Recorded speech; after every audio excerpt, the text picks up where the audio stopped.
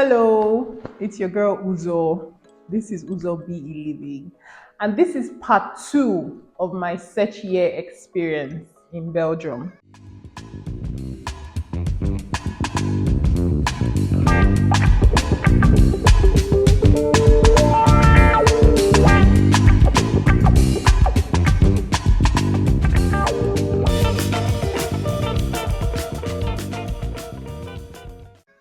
In part one, I talked about what the search year entails and my experience, my actual practical experience of the search year. But in this video, I'm going to be talking about the lessons I learned during my search year in Belgium. So stay tuned. Before we start, you know what to do. If you like the content, if you like my videos, please give it a thumbs up, comment, and share. It would mean a lot to me. So please do grateful. Thank you. Let's get into it. Now, the first thing I have to say is nobody talks enough about how mentally draining, how mentally challenging it is to look for work. We don't have that conversation enough, how you go to school, you study something, and then you see your classmates getting jobs, good jobs, and you're not getting anything. And it feels as though you're not good enough. You feel worthless. You feel, you just feel like things are not working. We don't have that conversation enough. You go on LinkedIn and everybody is saying happy to share, and you have nothing to be happy to share. Nobody talks enough about it. But yeah, one of the biggest things I learned during my search year was protect your mental health, because we all hope to find work, in our field. We all hope to be successful. We all hope, for different things. But when those things don't seem to be happening right away, it can get mentally frustrating. It can get challenging. And one of the things that we don't immediately realize is the impact it has on our mental health, because you start to feel like you're not good enough, like you're worthless, you're just occupying space, you're not intelligent, and all of those silly thoughts. So the most important thing I learned during this search year is, by all means, at all costs, whatever necessary, protect your mental health. However you do it, just make sure that you protect your mental health. Because I'm not even gonna lie, this whole year took a huge toll on my mental health. So for me, that's one of the biggest lessons from this search year experience. Protect your mental health. Number two, before you get into the search year, you have to have a plan. You have to have plan A, B, C, even D if it's possible. Because the search year is not very long. I mean, even if they gave 2-3 years, it's still not long enough. So you have to have a plan. And I think that was the biggest mistake I made, because I felt super confident that I would definitely get something. So I didn't have a plan until it was getting to... I actually did not, to be honest, I didn't have a plan. So I would say to you, before your search year even starts, make sure you have a plan. Your plan A could be work, and then plan B could be going back to school if it doesn't work, starting a business, or even finding a partner. I'm not saying you should use anybody get with someone just because you want to extend your papers. I think that's very wicked as far as I'm concerned. If it's not true love, then I don't think you should do it.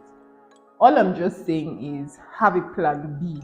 Make sure that there's something else for you to fall back on if finding your dream job during your search year doesn't work. If you want to stay. If you're not interested in staying, then obviously this advice is not for you. Number 3, learn Dutch or French, depending on where you are.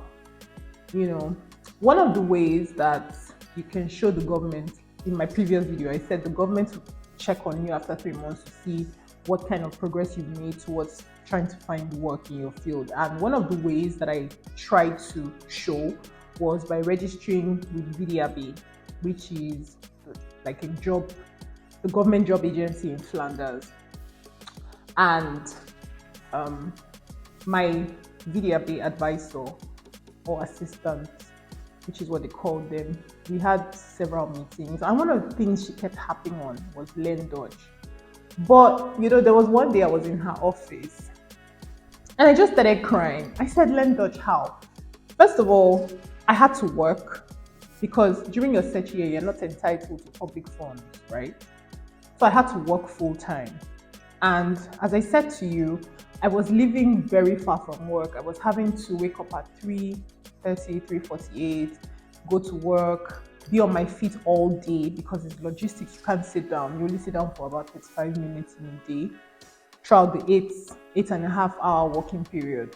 Be on my feet all day and then come back, get home probably like 7:30. So when exactly am I supposed to learn the Dutch? She kept saying learn Dutch. And I just started crying. Because I'm like, I can't stop work to learn Dutch. If I stop work to learn Dutch, how am I going to pay my bills? How am I going to feed? How am I going to do all of these things? But anyway, it's very important. And the reason I say so is because there were actually companies that reached out to me on LinkedIn to say, oh, we think you'll be perfect for this role. Do you speak Dutch? No. I know if you're conversant to my previous videos, I'm sure you know that I started learning Dutch, but I stopped last year in May.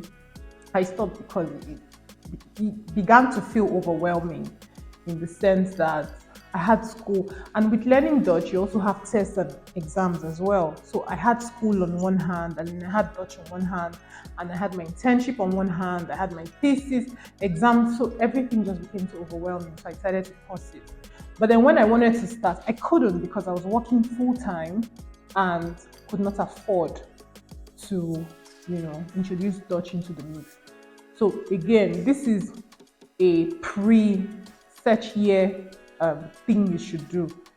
Make sure that you structure yourself to be able to learn Dutch if you're in Flanders, or French if you're in Brussels or Wallonia, because it increases your chances of finding work in Belgium. This is something that I think that is very important. While you're waiting for your dream job, while you're applying for your dream job, while you're working towards getting your dream job or the job you want or the job that is going to keep you here permanently, work. Anything your hand finds to do, because bills are not smiling. Bills are not smiling. And like I said, the government will check to see if they check to see if you're actively looking for work in that field. But if they also see that while you're, in the country, you're also working and contributing to the economy, they leave you alone because they never bothered me. They never bothered me. So whatever it is your hand finds to do it. I'm not gonna lie. Like I said, working in the logistics company, it was an eye-opener for me. It stretched me, not just mentally, but physically, because I used to work in fitness, so I consider myself a pretty fit person. But you see where you're standing all day. You're lifting heavy things, moving things from here to there, pushing this, doing that. Yeah, you have to work. You have whatever it is, if it's cleaning, if it's logistics, whatever it is you find to do, you have to do it. Apart from sustaining yourself, even if you have a benefactor who's giving you money somewhere, when you work in this country, and I guess in so many other countries, and you can show on your CV that you have actual work experience in the country, it also improves your chances. No matter what the work is, it may or may not be connected to what you eventually want to do, but it shows that you have worked in the environment, you understand the system, and you have built transferable skills that you can take into that dream work environment. So whatever it is your hands find to do it, and do it well. There were so many people that started the logistics company job with me, but they were let go because either they were not fast enough, or there's so many reasons. I'm not saying I was perfect or good, no, but I know that I tried my best. And at the end of the day, when I left by myself. I wasn't let go. So whatever your hands can find to do, please, by all means, do it well. Number 6, stay current. The laws are always changing. So if what you knew last year becomes obsolete, then your stay will be at risk. So stay current. Talk to people, network, and this is another way to stay current. You learn from people. Because some of the things that I learned during my search year were just from having random conversations with people. I know we're very used to keeping things within ourselves, but you have to talk to people to be able to know what is out there and to be able to know how to move forward. Besides, you never know who can help you. So as much as possible, talk to people. Be flexible, be open to different opportunities. The good thing about the search here is you can find work in other EU countries, even in the UK, because I apply to other countries. I apply to the UK, I apply to Netherlands, I apply to Malta. I didn't apply to France because you have to speak French. I didn't apply to Germany as well because there were certain jobs I saw, but you had to speak German. But those jobs that I saw that English was allowed, I applied to them. So don't limit yourself to one particular area. The world is your oyster. So by all means, explore. Don't lose hope. Don't lose hope. Even if, I'm not even sure if this is number 7 now, but it doesn't matter.